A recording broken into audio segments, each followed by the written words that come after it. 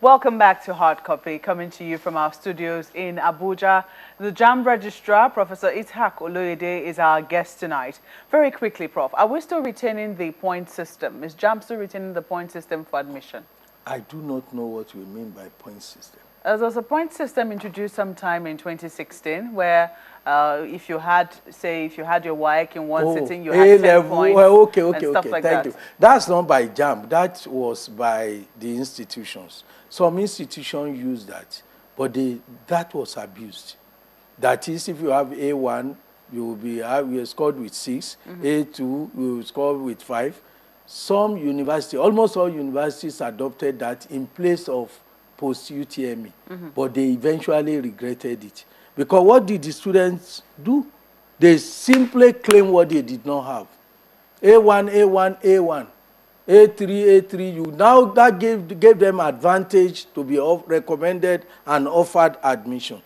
At the point of registration, those who claim A1, A3, they were qualified, but they were not as qualified as they claim because they were now coming with C6, C5, C4, when they had claimed what they did not have. It was too late for most universities, and they just warned them. But I know University of Ilorin refused.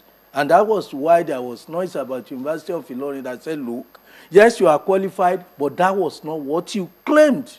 And that gave you undue advantage. University of Ilorin did not register about 2,000 of them and said the University of Ilorin started the admission process again. And it took time. So I am saying that I'm not Senate of the universities, but they have seen what was wrong with the point system used last year. I believe they will be wiser now. Well, ASU definitely is not happy with this new system which you have introduced. They've alleged a lopsidedness, that's what they call it, in the method that Jamb has introduced. They say that different centers now make business by arranging with private schools who bring all their students in groups to come and register while children of the masses look on. You've heard that allegation. Is that my problem? ASU can say anything, and in fact, they do say so many things, some rational, some irrational. How does that become the problem of Jamb, that private people will go? It's a Nigerian system. Do they want me to register people at Jamb? So, for me, the allegation is this allegation rational it's a careless one of those comments. If you hate somebody, whatever that person does will not be good. But people who are rational, they ought to know that that's no problem of Jamb. If some people go, I'm not the owner of the CBT centers. The CBT centers are largely private owned. And if people go there, they do wrong thing, then how does that become the problem of Jamb? But shouldn't Jamb be able to guard against abuse? I mean, what do we in such a way that the system doesn't become elitist, favoring only those who are able to afford certain privileges? It was not created to be, but it's a Nigerian problem. I cannot monitor 642 centers across the country, and then all those that were brought to our attention, we sanction them. But those will not be the all.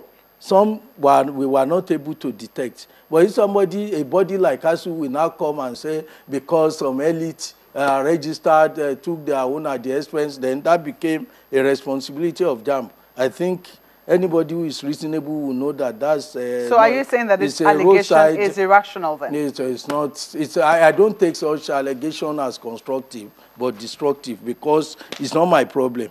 It's not, I didn't create that problem. You obviously have a history with ASU. Yeah, of course. You can now understand. You come it's because way back. I don't say... They were not happy when you were appointed, and they described your tenure at the University of Ilorin as draconian and undemocratic. They can use any term, just as I can use terms on them, that they are just using ASU for non-ASU purposes. But they also they accused you of nepotism. They can accuse me of anything. They said you did not deny it.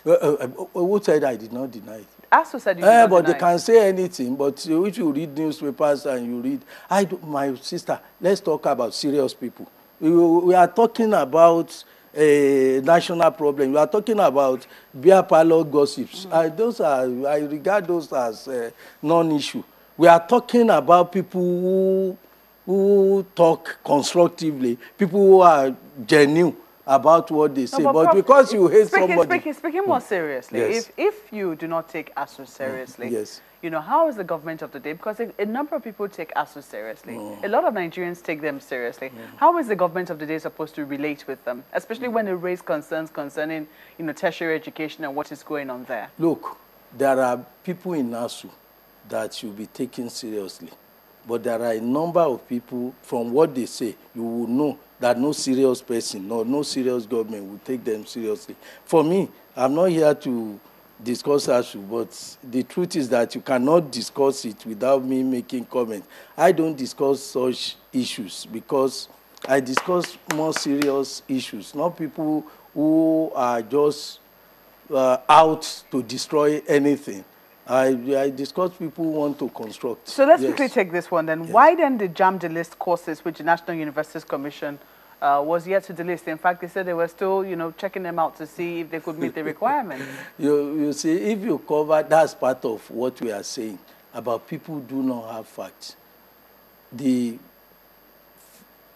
government directed ASU and the NUC and Jamb that specialized universities, that is, those are universities of agriculture and universities of science and technology, to delist courses that are not related to the specialty, like law or business administration in a university of agriculture. It's a directive of government.